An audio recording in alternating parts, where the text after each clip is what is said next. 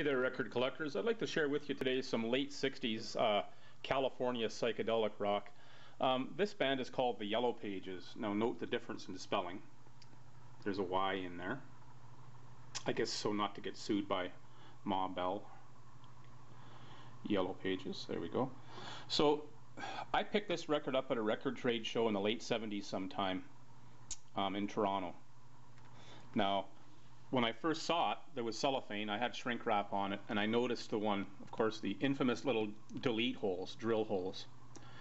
And I failed to notice there was a second one till today. Just having a closer look. So they really had fun going to town on this one. So anyways, the lineup in this band, I know at one point in time involved a gentleman named Teddy Rooney, who was actually the son of Mickey Rooney. But I don't think he's in this lineup. He would have appeared on some singles the band released around 1967-68. This LP was released in '69, by which time they underwent a slight shift, lineup change. I do know that Bill Ham, this fellow right here, the guitarist, he went on in the 70s to produce many ZZ Top albums. Bill Ham. He can also be found on the Texas band Blood Rock, the album Whirlwind Tongues, their final studio LP. He played some guitar on that, if I'm not mistaken.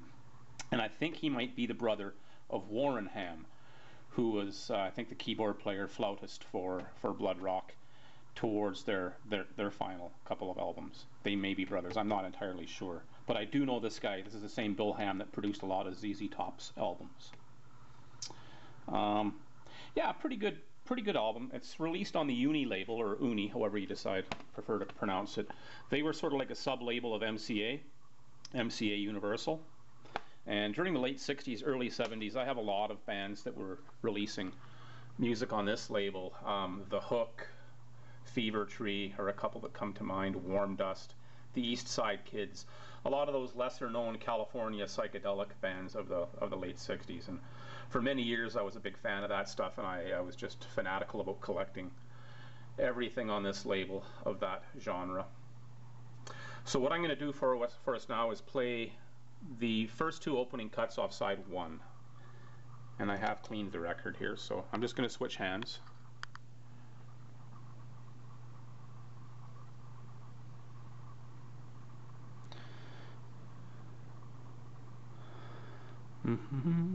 There we go. And away we go. We're completely the same!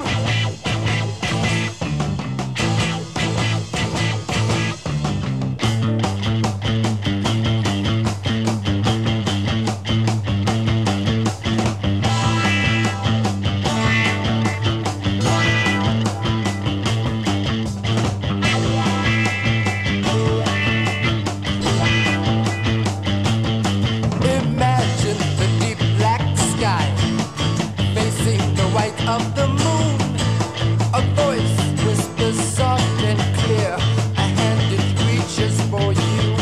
Don't fall too far, you may fall like a fool, but who's to say what I'm able to do? It's the two of us in the night, the two of us holding tight, the two of us, may we be day or night.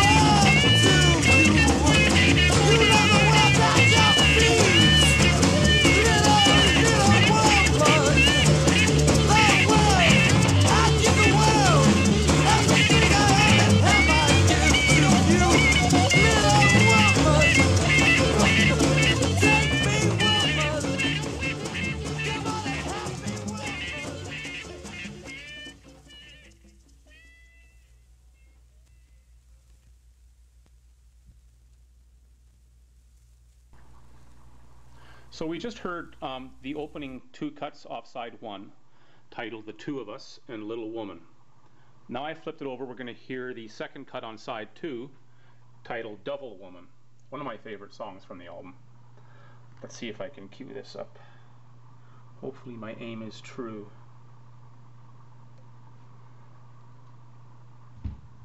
Hey, what do you know?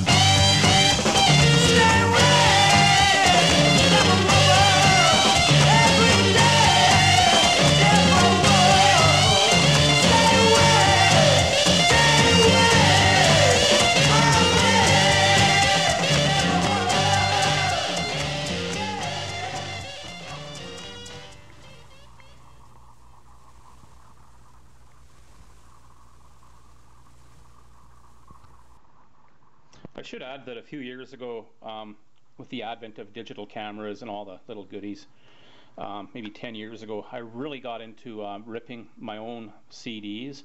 A lot of the vinyl that I had at that time was not available on CD and still isn't. This might be today, I'm not sure. But roughly 10 years ago, what I did is I basically took a digital camera, point and shoot, and just shot the graphics, the inside gatefold. I didn't shoot the other panel because it was kind of boring and gray, if you recall. Just used Microsoft Word, printed off the track listings, just a simple label on here. The back cover, as you can see, and the spine. And I mean, I did this because like I say, a lot of this stuff wasn't available, and it was just a matter of convenience. And for friends, I would rip copies and burn them CDs and that sort of thing. And in most cases, my rips did turn out better than many of the factory pressed CDs. Those transfers, for the most part, were pretty horrid.